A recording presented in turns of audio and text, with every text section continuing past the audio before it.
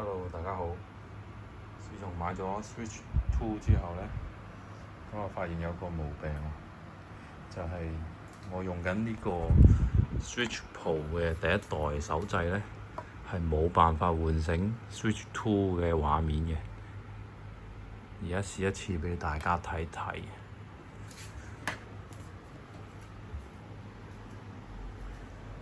而家 Switch 2插咗啦，連晒線啦。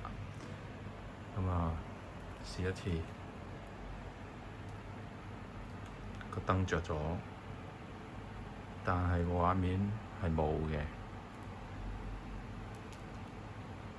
冇反應。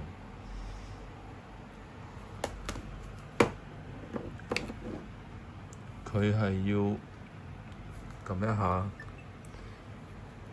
個 Switch 2，嗱，撳完之後即刻有畫面啦。